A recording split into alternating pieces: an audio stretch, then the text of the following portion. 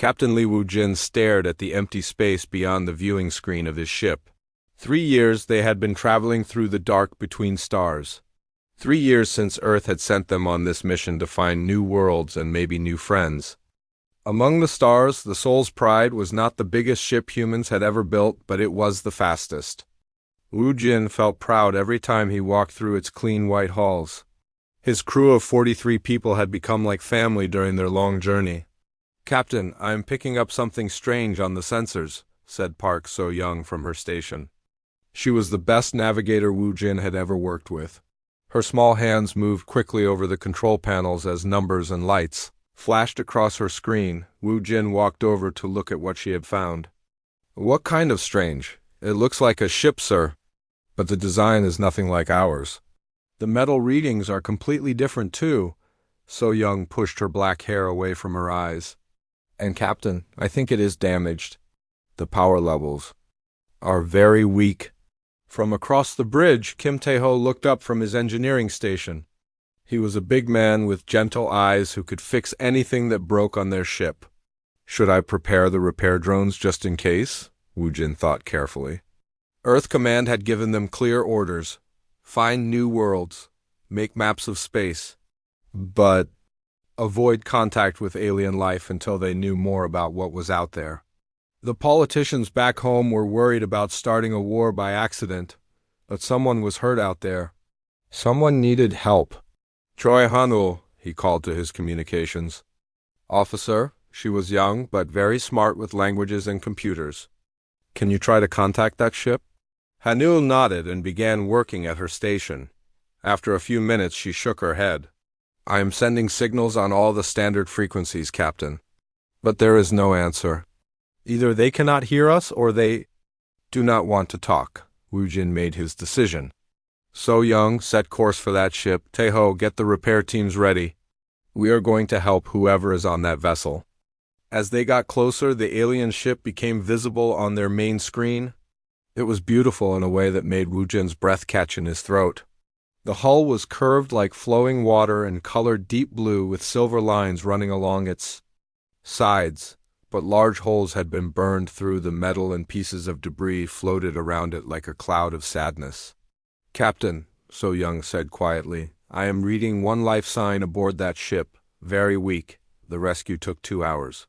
Tae-ho and his team had to cut through twisted metal to reach the survivor. When they finally brought him aboard the Soul's Pride, Wu Jin could not believe what he was seeing. The alien looked like a large cat that could walk on 2 legs. His fur was golden brown with darker stripes and his eyes were bright green.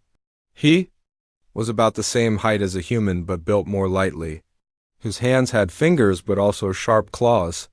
Blood stained his fur and his breathing was shallow and fast.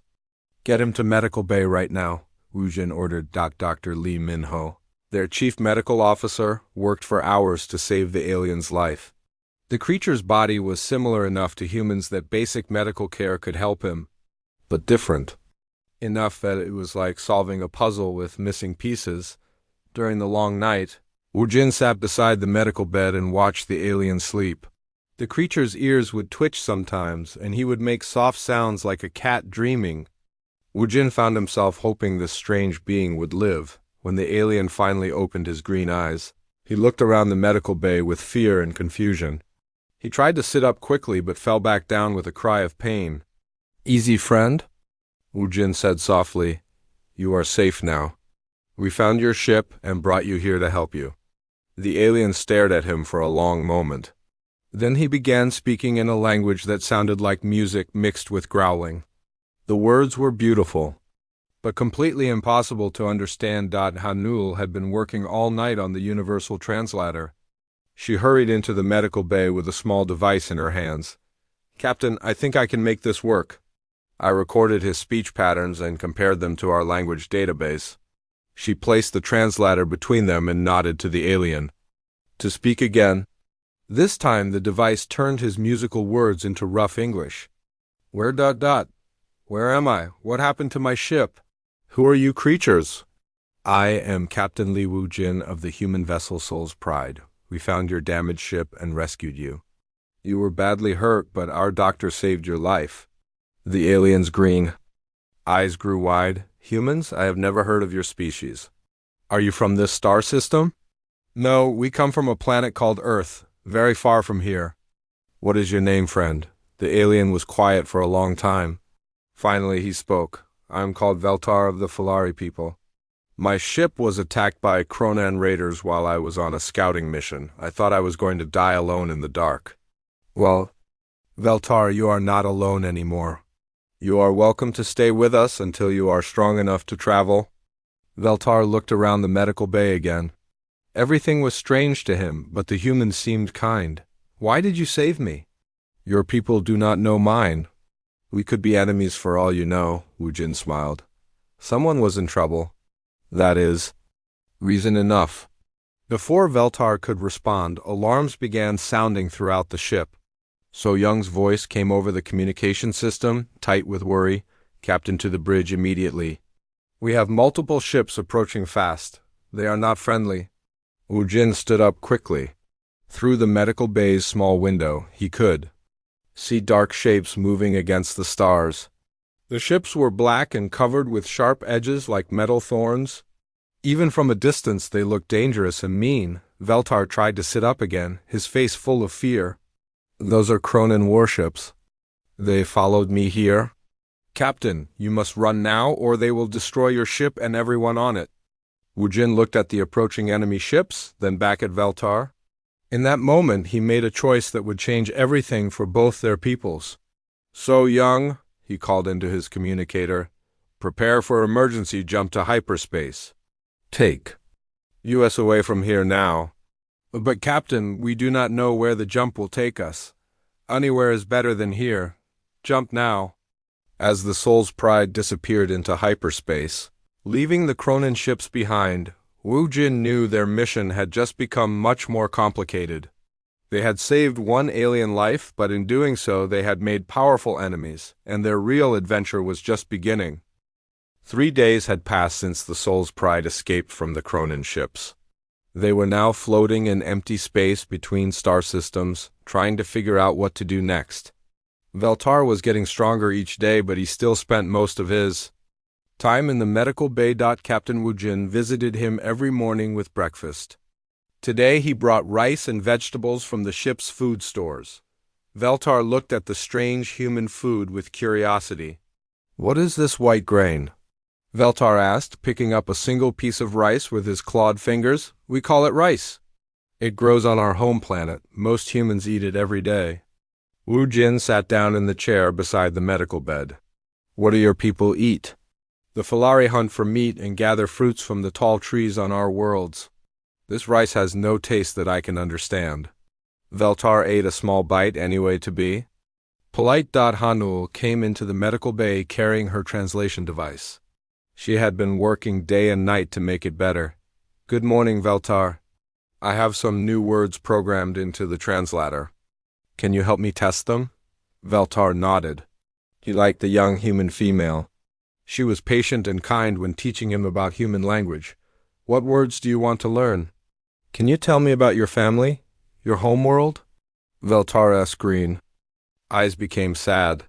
My home is called Dizes. It is a world of great forests and crystal cities built high in the trees. I have 2 sisters and 1 brother. My parents died in the war against the Kronan Empire 5 years ago. The translator had trouble with some of his words. When Veltar said crystal cities, it came out as bright hard homes. When he said Kronan Empire, it sounded like bad star hunters. Hanul wrote down notes to fix these problems. I am sorry. About your parents, Veltar? The war must be very hard on your people. Yes, we have been fighting the Kronan for 20 years. They want to take all our worlds and make us slaves. Many Falari have died. Veltar's ears flattened against his head when he talked about the war. Kim Taeho entered the medical bay carrying a small device that beeped and flashed with lights. Sorry to interrupt, but Veltar, can you look at this?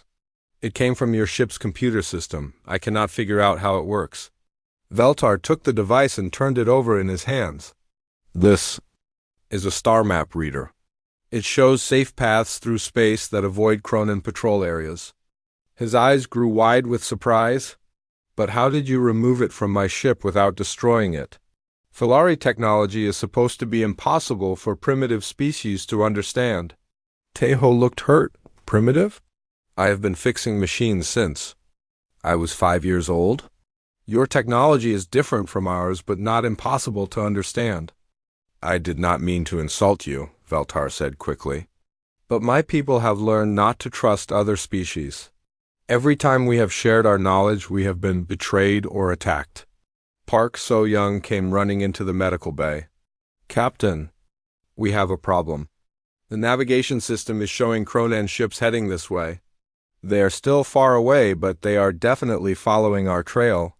Wu Jin stood up quickly. How long until they reach us? Maybe 6 hours if they keep there. Current speed. Veltar tried to get out of bed, but Dr. Minho pushed him back down. You are still too weak to move around the ship. But I can help, Veltar said urgently. I know Cronan battle tactics. I know how they think and fight. Captain Wu Jin, your people saved my life. Let me help save yours. Wu Jin looked at his crew. They were good people, but they had never fought in a real space battle. The Soul's Pride had weapons, but they were meant for defending against pirates, not warships. What do you know about Cronan tactics? He asked. Veltar's green eyes became hard and angry. They always attack in groups of 3 ships. One ship tries to get in front of you while the other 2 attack from the sides. They think all other species are cowards who will surrender quickly. And what do the Filari do when this happens? We try to run away because our ships are faster than theirs. But your ship is not built for running, it is built for exploring. Veltar thought for a moment. But maybe that gives us an advantage they will not expect, Hanul spoke up. What kind of advantage? Cronan commanders are very proud. They have been winning battles for so long that they never expect their enemies to fight back in new ways. If we can surprise them, we might be able to escape. Tejo was still holding the Filari star map device. Veltar, if I can figure out how this works, can it help us find a place to hide? Yes, but you would need to understand Filari mathematics. And star charts, it would take weeks to learn. Try me, Tejo said with a smile. For the next 4 hours, Veltar worked with the human crew. He taught Tejo how to read Filari star maps. He showed So-young how Cronan ships moved in battle. He helped Hanul program new tactical information into the ship's computers, but most importantly, he began to understand that these humans were not like the other species his people had met. They did not want to steal Filari technology for themselves. They wanted to learn it so they could work together. When the Cronan ships finally appeared on their sensors, Wu Jin was ready. All crew to battle stations, he announced over the ship's communication system. This is going to be interesting. The 3 black Cronan warships approached exactly as Veltar had predicted. They spread out in a triangle formation, trying to surround the Soul's Pride. Captain, So-young reported, they are demanding that we surrender and hand over the Filari prisoner. Tell them we do not have any prisoners, Wu Jin replied. Tell them we have a friend. The lead Cronan ship fired a warning shot that passed close to their hull. Veltar watched the battle display from his bed in the medical bay. Even though he was still weak, his heart was beating fast with excitement. Now, Captain, he said into his communicator, do what I taught you. Instead of trying to run or fight back, Wu Jin did something the Cronan had never seen before. He flew the Soul's Pride directly toward the lead enemy ship, then at the last second spun around and fired all their weapons at once. The Cronan commander was so surprised that he forgot to raise his shields. The human weapons were weaker than Filari guns, but they were enough to damage the enemy ship's engines. Jump to hyperspace now, Veltar called out as the Soul's Pride disappeared into hyperspace once again. The Cronan ships were left behind, confused and angry. One of their ships was damaged, and they had no idea where the humans had gone. In the medical bay, Veltar was smiling for the first time since the humans had rescued him. Captain Wu Jin, your people fight like Filari warriors. You have courage and honor. Wu Jin sat down beside him again. We learned from a good teacher. But Veltar, we cannot keep running forever. Eventually the Cronan will catch us. Veltar was quiet for a long moment. Then he made a decision that would change both their peoples forever. Then we must go to Thyses. We must go to my homeworld. It is time for the Filari to meet humanity. 2 weeks later, the Soul's Pride dropped out of hyperspace near a beautiful green and blue planet. Thyses looked like Earth in many ways, with white clouds swirling over vast oceans and green continents. But as they got closer, Wu Jin could see that this world was very different from home. Enormous trees rose up from the planet's surface like mountains. Some were so tall that their tops disappeared into the clouds. Built among the branches were cities that sparkled like jewels in the sunlight. Bridges made of crystal connected the tree cities, creating a web of light that covered the entire planet. "It is beautiful," So Young whispered as she stared at the main viewing screen. Veltar had insisted on coming to the bridge even though Dr. Minho said he should still be resting. The Filari's green eyes were bright with happiness as he saw his homeworld again. "I never thought I would see Thyses again," he said quietly. "The Cronen have destroyed so many of our colony worlds. This is the last safe place for my people." Teho looked up from his sensor readings. "Captain, I am detecting hundreds of ships in orbit around the planet. They all have the same design as Veltar's scout ship. Those are the Filari defense fleet," Veltar explained. "They will want to know who we are and why we are here. I should talk to them first." Hanul handed him the communicator. Veltar spoke in his musical language for several minutes. The response came back quickly and it did not sound friendly. Even without the translator, Wu Jin could hear anger in the alien voices. "What are they saying?" he asked. Veltar looked worried. "The fleet commander wants to know why I brought aliens to our secret homeworld. He is ordering us to land on the planet's surface immediately. The High Council wants to speak with all of us." "That sounds like a good thing," So Young said hopefully. "Maybe. But the Filari have not spoken to aliens in over 50 years. The last time we trusted another species, they betrayed us to the Cronan and 3 of our colony worlds were destroyed. An hour later, the Soul's Pride was landing in a forest clearing, surrounded by the massive trees. As the engines shut down, Wu Jin could see Filari warriors waiting for them outside. They wore armor that looked like it was made from the same crystal as their cities. Each warrior carried weapons that glowed with blue energy. "Stay calm," Veltar advised as they prepared to leave the ship. "Do not make any sudden movements. The Filari warriors are trained from childhood to fight. They could kill all of us in seconds if they wanted to." Wu Jin, So Young, Teho, and Hanul followed Veltar down the landing ramp. The air on Thyses smelled like flowers and fresh rain. The gravity was slightly lighter than Earth, making each step feel like a small bounce. The leader of the Filari warriors stepped forward. He was larger than Veltar, with silver fur and scars across his face. When he spoke, his voice was deep and commanding. "I am Commander Diran of the Home Guard. You aliens will come with us to face the High Council. Any attempt to escape or attack will result in your immediate death." The Filari capital city was built inside and around the largest tree on the planet. The trunk was so wide that it would take hours to walk around it. Spiral walkways carved into the bark led up to different levels of the city. Millions of Filari lived and worked in the spaces between the branches. As they rode in a transport device that floated without making any sound. Wu Jin saw Filari families going about their daily lives. Cubs played in gardens that hung in the air between tree branches. Adults worked at tasks he could not understand, using technology that seemed like magic, but he also noticed something else. Many of the Filari looked sad and worried. Some wore black armbands that Veltar explained were signs of mourning for family members lost in the war. "How many of your people have died fighting the Cronen?" Wu Jin asked quietly. "Too many," Veltar replied. "We started with 12 colony worlds. Now we have only Thyses. Millions of Filari have been killed or taken as slaves." The High Council met in a chamber at the very top of the great tree. It was a circular room with walls made of living wood and crystal windows that showed the entire planet below. 12 elderly Filari sat in chairs that seemed to grow from the floor itself. The eldest of them, a female with pure white fur and wise old eyes, spoke first. I am Elder Mordain, speaker for the High Council. Veltar of the 4th Scout Wing, explain why you have brought these aliens to our sacred home. Veltar stepped forward and bowed respectfully. Honored Elder, these humans saved my life when Cronin raiders destroyed my ship. They asked for nothing in return. They have shown honor and courage in battle against our enemies. Another council member, a male with dark brown fur, spoke angrily. Honor? They are primitives who have barely learned to travel between stars.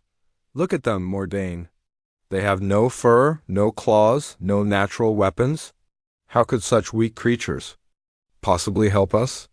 Elder Zillanara speaks truth, said another council member.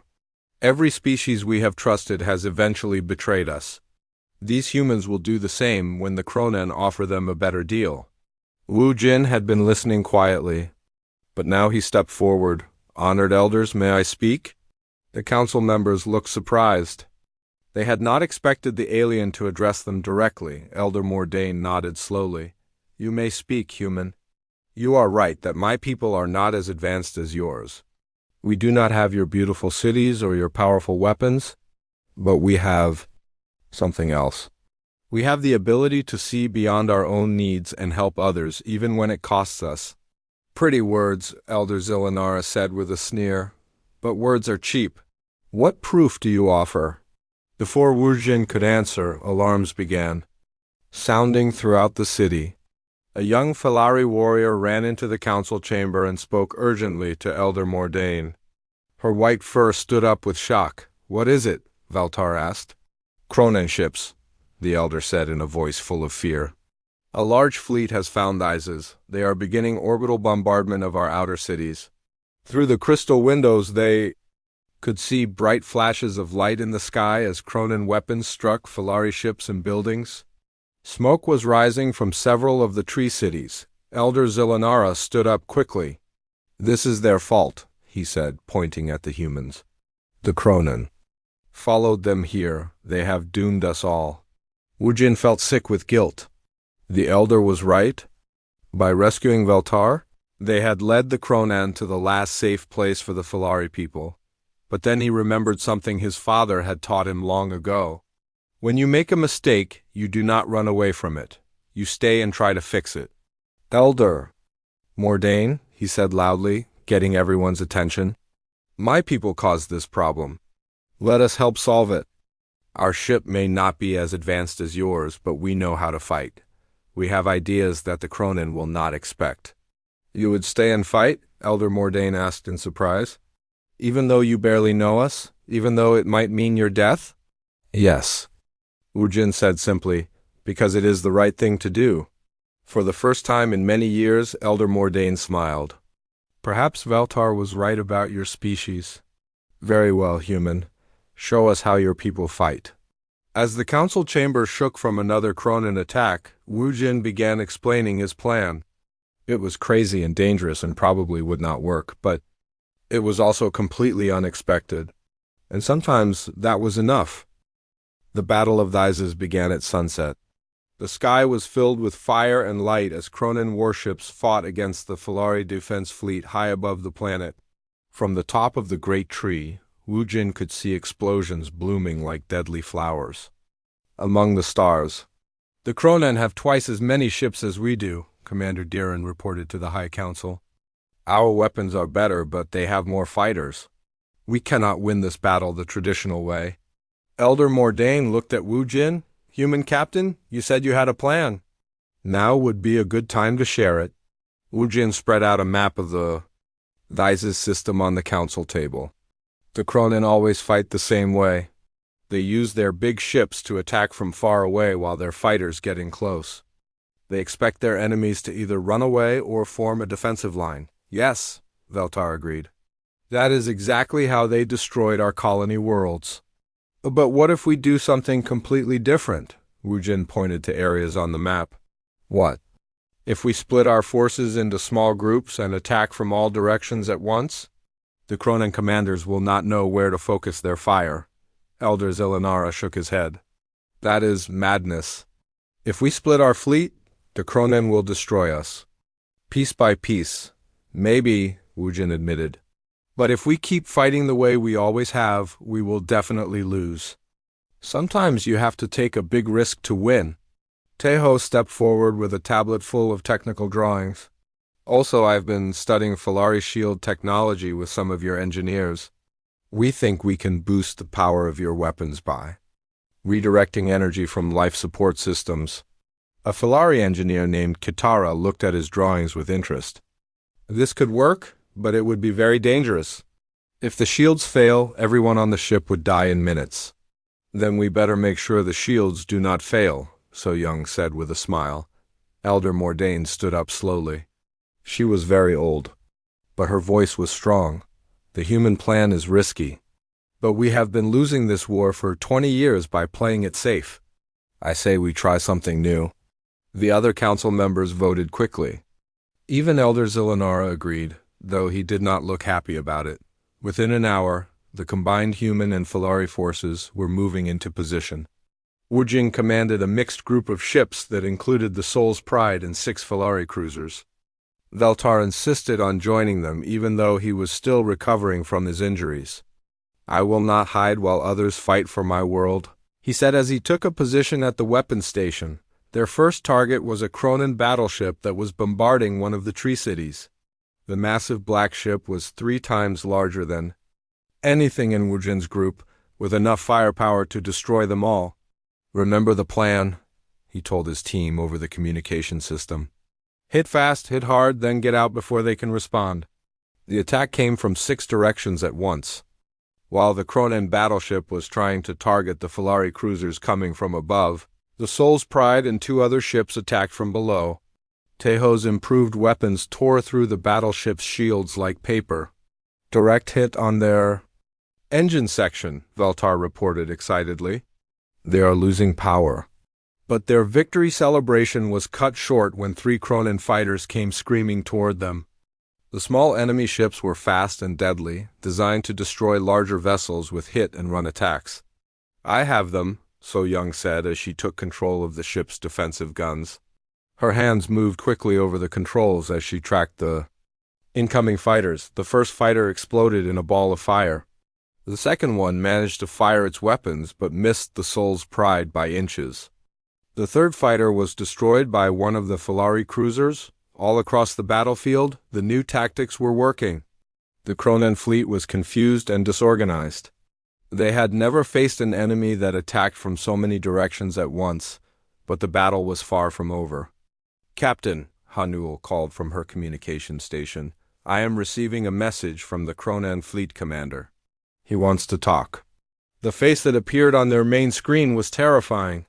The Kronen looked like a mix between a lizard and a machine.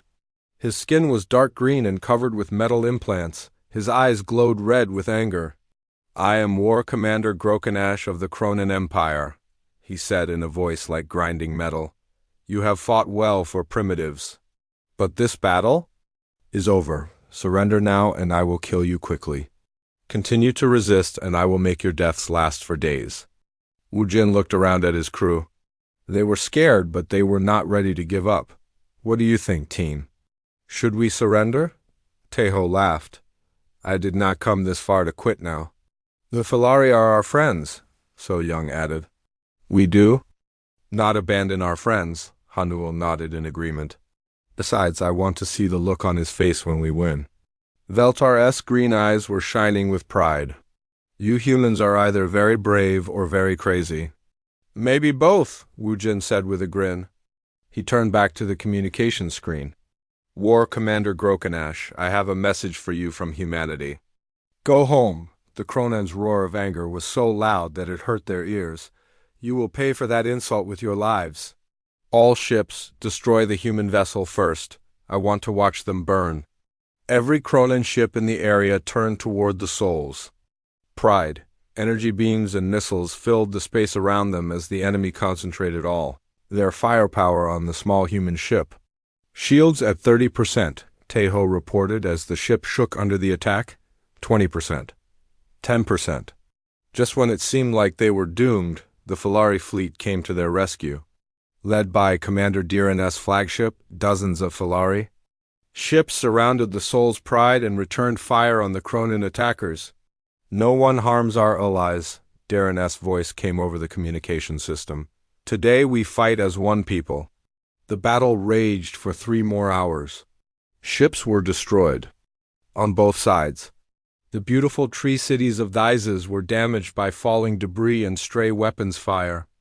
Many brave Filari and human warriors gave their lives to protect their worlds, but in the end the new tactics worked. The Cronin fleet was defeated and began retreating toward the edge of the system. War Commander Grokanash's flagship was badly damaged and limping away with the others as the enemy ships disappeared into hyperspace. A cheer went up from every surviving vessel in the combined fleet. They had done the impossible.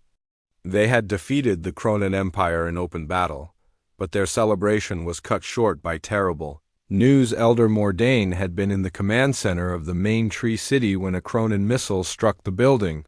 She was badly injured and asking to speak with Wujin and Veltar. They found her in the medical center, surrounded by the other council members.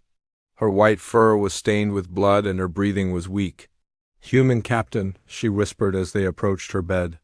"You have shown us something we had forgotten. Sometimes the greatest strength comes from helping others, even when it costs us everything." "You are going to be fine, Elder," Veltar said, but there were tears in his green eyes. Mordain smiled sadly. "No, young one, my time is ending. But before I go, I have something important to tell you." She looked directly at Wujin. "We intercepted Cronin communications during the battle. They have discovered the location of your homeworld. A massive fleet is heading for Earth." Wujin felt like someone had punched him in the stomach. "How long do we have?" 3 months, maybe 4 if you are lucky. The Cronin want to destroy humanity before your alliance with us can grow stronger." Elder Zilanara stepped forward. "Elder Mordain, we cannot risk our remaining ships in another battle. We have barely enough left to defend Thizes." The dying elder looked at him with disappointment. "Have you learned nothing from today? These humans risked everything to save us. Now, we must do the same for them." She turned back to Wujin with great effort. "Captain, take our fastest ships and go to Earth. The Filari will stand with humanity against the Cronin Empire. We will not let our new friends face this evil alone." As Elder Mordain closed her eyes for the last time, Veltar made a promise. That would echo through the stars. "We will save Earth, honored Elder, no matter what it costs us." The combined human and Filari fleet left Thizes 3 days after Elder Mordain's funeral. 25 ships total, including the Soul's Pride and the best vessels the Filari could spare. It was not nearly enough to fight the massive Cronin force. Heading for Earth, but it was all they had. Wu-Jin stood on the bridge of his ship and watched the green planet shrink behind them. Beside him, Veltar was quiet and thoughtful. The Filari had never been so far from home before. "Are you having second thoughts?" Wujin asked his alien friend. Veltar's green eyes were determined. "No, my people owe humanity a debt we can never repay. You showed us how to fight as allies instead of fighting alone. Now we must do the same for you." The journey to Earth would take 2 months even with Filari hyperspace technology. During that time, the two species worked together more closely than ever before. Human engineers learned about Filari shield systems, while Filari technicians studied human weapon designs. So Young spent most of her time working with a Filari navigator named Rindar. He was teaching her about the ancient star maps that the Filari used to find safe paths through space. "Your people see patterns differently than we do," Rindar explained as they looked at a holographic display of nearby star systems. "Humans think in straight lines from one point to another. Filari think in curves and flowing movements. Which way is better?" So Young asked. "Both ways together are better than either way alone?" Look, Rindar changed the display to show a new route to Earth. "If we use human straight-line thinking to plot the basic course, then add Filari curve thinking to avoid dangerous areas, we can cut a week off our travel time." In the engineering sections, Taiho was having the time of his life. The Filari Engineer Kitara had become his constant companion as they worked to improve both human and Filari technology. "Your people are very good at making things stronger," Kitara observed as she watched Teho reinforce a shield generator. "Filari technology is elegant and efficient. Human technology is tough and reliable. What happens when we combine them?" Teho asked with a grin. "We are about to find out." Their first test was on a damaged Filari cruiser that had been hurt in the battle for the Isis. Using human repair techniques and Filari materials, they were able to make the ship's armor 20% stronger than it had been originally. But the most important changes were happening between the crews themselves. Humans and Filari were learning to work together as friends instead of strangers. Hanul discovered that many young Filari were fascinated by human music. She organized concerts where human crew members would sing songs from Earth while Filari musicians played their traditional instruments. The combination created beautiful new melodies that neither species could have made. Alone, Dr. Minho worked with Filari healers to share medical knowledge. Human medicine was good at fixing injuries quickly. Filari medicine was better at preventing illness and helping the body heal naturally. Together, they developed new treatments that worked for both species, but it was Veltar who changed the most during the journey. The proud Filari scout began to understand human concepts like chosen, family, and friendship beyond blood. He started spending his free time with the human crew, learning about their customs and sharing stories of his own people. One evening, Wujin found Veltar sitting in the ship's observation lounge, staring out at the stars. The Filari looked sad and worried. "What is troubling you, my friend?" Wujin asked as he sat down beside him. "I have been thinking about what will happen when we reach Earth," Veltar said quietly. "The Kronan fleet is 3 times larger than the one that attacked Isis. Even with our combined forces, we probably cannot win." "Probably not," Wujin agreed. "But we have to try." "Why?" Veltar turned to look at him with those bright green eyes. "You could take your ship and run to some distant star system. You could save your crew and start a new life far from the war." Wujin was quiet for a long moment, thinking about his answer. "Do you remember the first day we met? You asked me why we saved you when we did not even know if you were an enemy." "Yes." "You said someone was in trouble, and that was reason enough." "It is the same now. Earth is in trouble. Millions of humans will die if we do not try to help them. That is reason enough." Veltar's ears twitched with emotion. "Even if it means your own death? Even then? Because some things are more important than one person's life. Family is more important, friends are more important. And Veltar, you and your people have become our friends." The Filari was quiet. For a long time, finally he spoke in a voice full of wonder.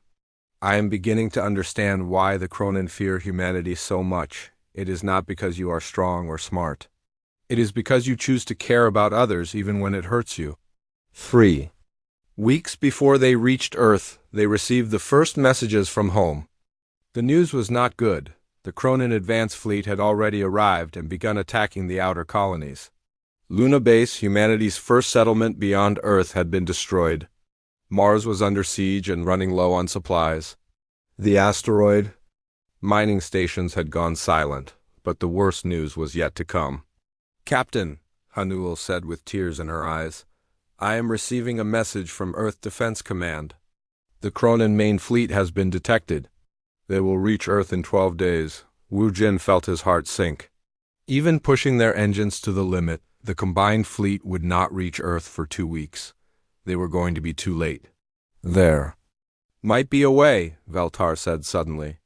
"But it is very dangerous." "What kind of way?" So Young asked. Veltar looked around at the gathered crew members. "There is an experimental Filari technique called a quantum tunnel jump. It can cut days off our travel time, but the energy requirements are enormous. We would have to link all our ships together and share power."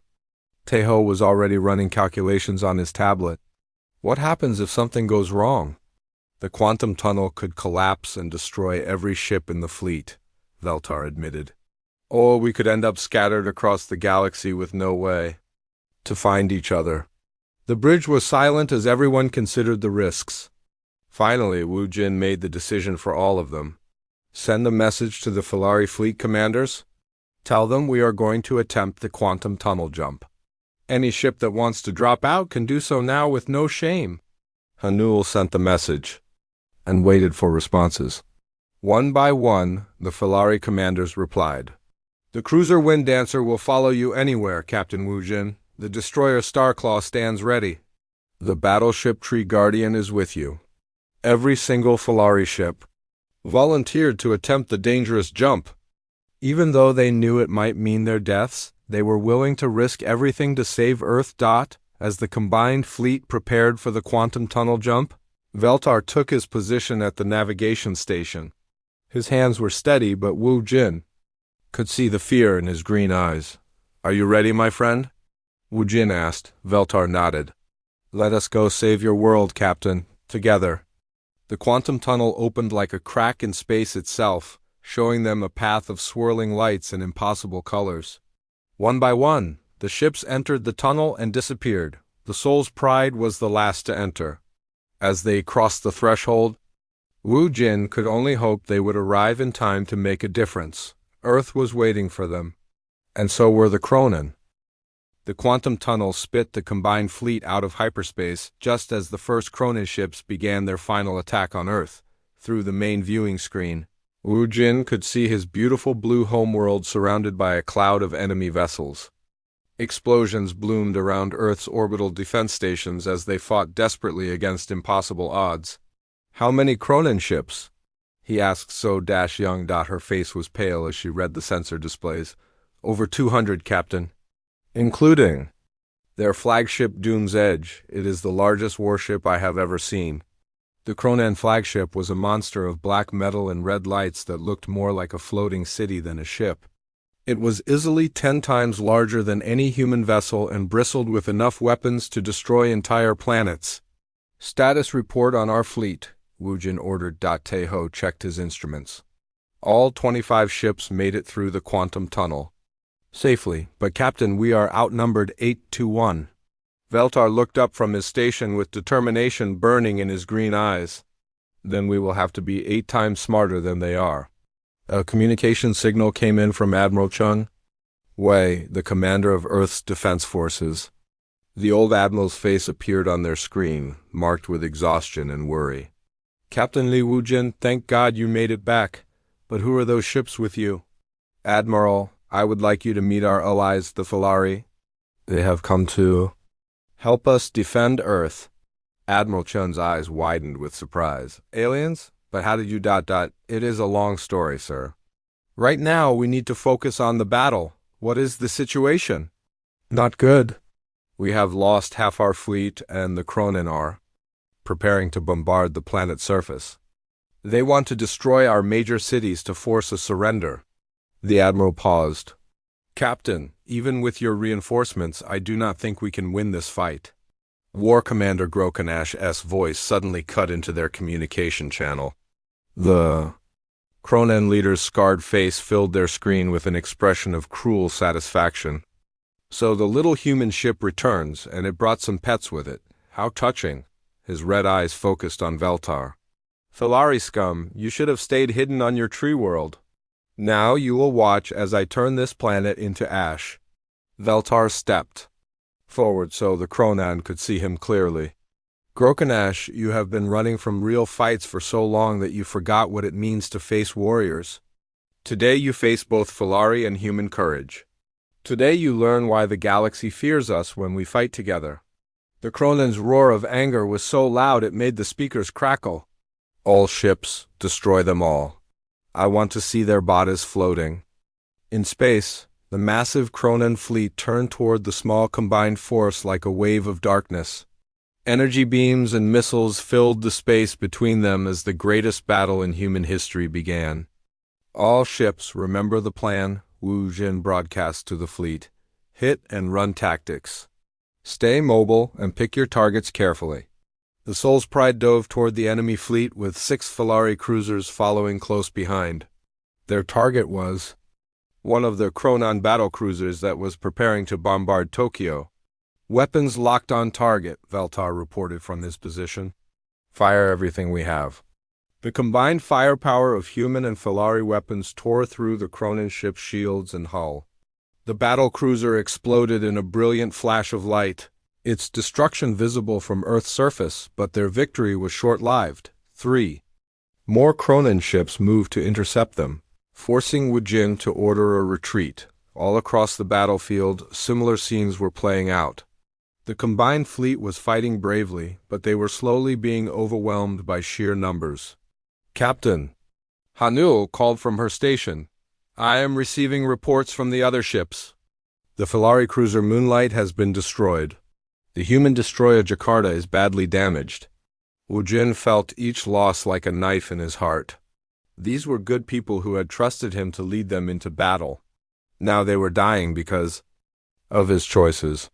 Sir, So Young said urgently, the Cronin flagship is moving toward Earth. I think they are preparing for planetary bombardment. Through the chaos of battle, Wujin could see the massive ship Doom's Edge turning its weapons toward the blue planet below. If those guns fired, millions of innocent people would die.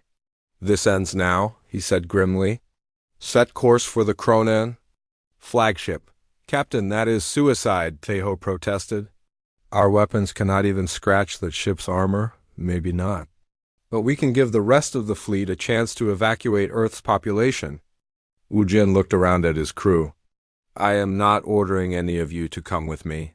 Anyone who wants to transfer to another ship can do so now. Nobody moved. So Young adjusted their course toward the enemy flagship. Teho began charging their weapons.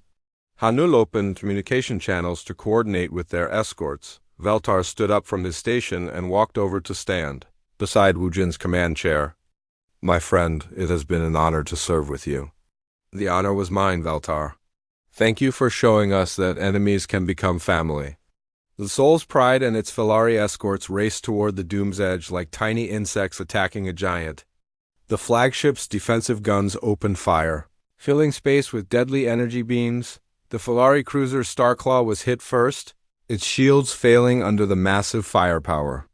The ship's captain, Commander Renter, managed to send one last message before his vessel exploded. For Thyses and Earth, may our peoples always stand together. 2 more Felari ships were destroyed as they closed the distance to the flagship, but their sacrifice was not in vain.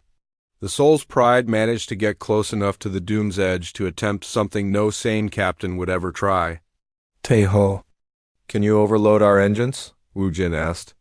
You want to ram the flagship? His engineer asked in amazement. It is the only way to stop them from destroying Earth. Veltar suddenly grabbed Wujin's arm. Wait, there might be another way. The Felari's green eyes were bright with a desperate idea. What if we transport over to their ship? If we can reach their command center, we might be able to stop the bombardment from inside. That is even more dangerous than ramming them. Yes, but if it works, we save both our crews and Earth. Hanul looked up from her station. Captain, I am reading massive energy buildup in the flagship's main guns. They are preparing to fire on Earth in less than 10 minutes. Wujin made his choice. Teho, prepare the transport system. So Young, get us as close as possible to their command section. Hanul, try to disrupt their targeting systems. What about the rest of the crew? Dr. Minho asked over the communication system. Get everyone to the escape pods. If this does not work, at least some of you might survive. But when Wujin and Veltar reached the transport room, they found So Young, Teho, and Hanul waiting for them in combat gear. What are you doing here? Wujin demanded. You did not think we would let you have all the fun, did you? So Young said with a smile. Besides, Teho added, you will need an engineer to sabotage their systems. And someone has to make sure. You can communicate with the fleet, Hanul finished. Veltar's ears twitched with emotion. You humans are completely insane. That is why you like us, Wujin replied. The transport beam deposited them in a corridor deep inside the Cronin flagship. The air was thick and smelled of machine oil and decay. Red lights cast everything in an evil glow. Which way to the command center? So Young whispered. Veltar sniffed the air like the cat he resembled. This way, I can smell Grokanash scent. They fought their way through hordes of Cronin warriors. The enemy soldiers were bigger and stronger than humans, but they had never faced the combination of human tactics and Filari agility. Teho used his engineering knowledge to turn the ship's own systems against the Cronin. He overloaded power conduits to create explosions that cleared their path. Hanul hacked into their communication systems to spread confusion among the enemy forces, but it was Veltar who showed the greatest courage. When they reached the heavily defended command center, the Filari warrior charged directly at War Commander Grokanash while the others dealt with his guards. The battle between Veltar and Grokanash was epic. The Cronin commander was larger and had more powerful weapons, but Veltar had something the enemy could never understand. He was fighting for love instead of conquest. "You cannot win, Filari," Grokanash snarled as their weapons clashed. "Your precious alliance will crumble when things get difficult." "You are wrong," Veltar replied, dodging a blow that would have killed him. "Humans and Filari are stronger together than either could be alone." Grokanash raised his weapon for a killing strike, but Veltar was faster. The Filari's claws found the Cronin's throat just as the enemy's blade found his chest. Both warriors fell to the deck. Mortally wounded, Wujin ran to his friend's side as Taiho and Hanul worked frantically to stop the planetary bombardment. "Veltar, stay with us." The Filari's green eyes were growing dim, but he managed to speak. Did we save Earth?" "The bombardment has stopped," Hanul reported. "The Cronin fleet is in full retreat," Veltar smiled weakly. "Good, I finally understand why humans fight so hard. You fight not just to survive, but to protect the ones you love." "You are one of the ones we love," Wujin said with tears in his eyes, "and you are the brother I never had," Veltar whispered. His hand found Wujin's and squeezed it once before going still.